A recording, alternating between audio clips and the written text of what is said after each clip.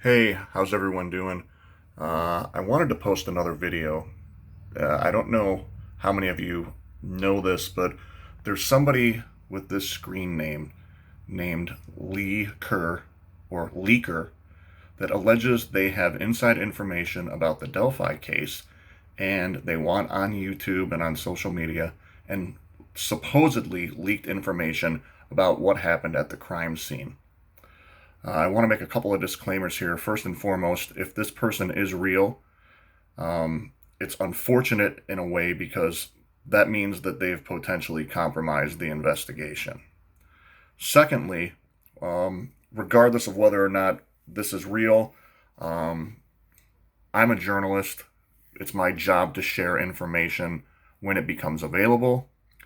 At the same time, I feel like I have a responsibility to try to get to the bottom of this and to find out whether this is true or not. Now, one of the things I did is I looked at all of this. I mean, this is, you can find this anywhere here on YouTube. As you see there, the supposed leaked messages where this person states that they're going to answer every question that they possibly can about the Delphi case, where Liberty German and Abigail Williams, if you're not aware, were brutally murdered by somebody they have video and audio of, known as Bridge Guy, on February 13th, 2017. And I'm not going to play this whole video, but it starts out, and in this video, this person who claims to have inside knowledge of the investigation states that they have that they have a main suspect right now, and that the reason that person became a main suspect was A, minor change in their story, B, an inconclusive lie detector test, 3, how closely he followed the case, and the thing that I'm not sure about, it says this person's cell phone was traced to the CPS building for several hours. It's my understanding that the way cell towers work, they can ping in an approximate location.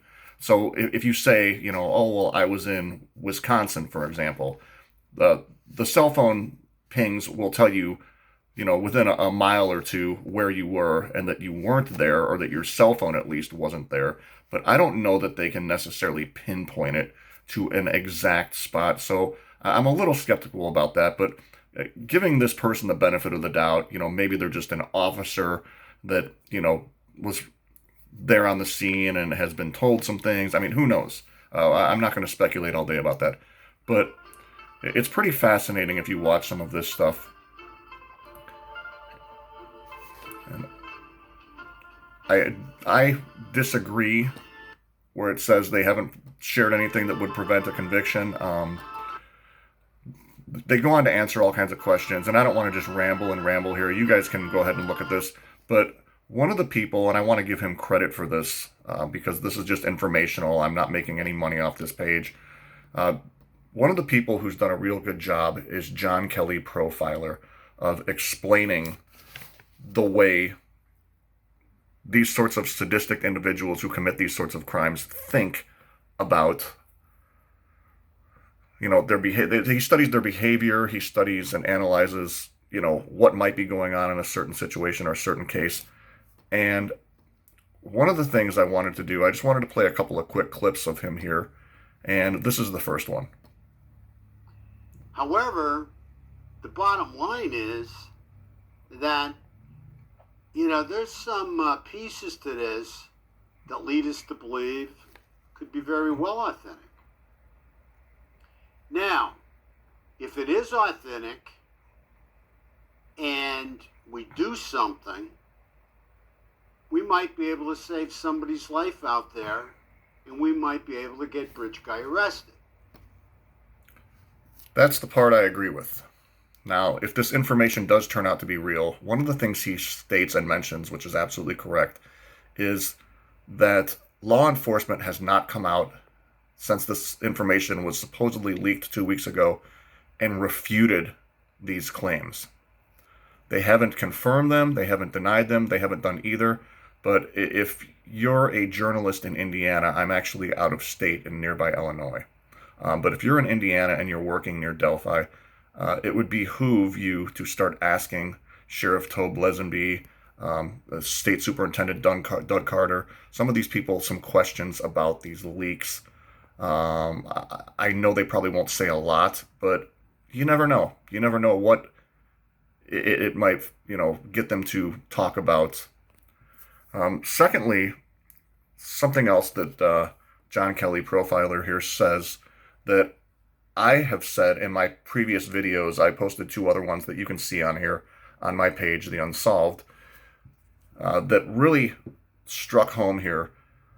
And first I want to go to a Caroll County Comet question and answer session that happened within the last month with Sheriff Tobe Leazenby. And I want you to look at this one thing here.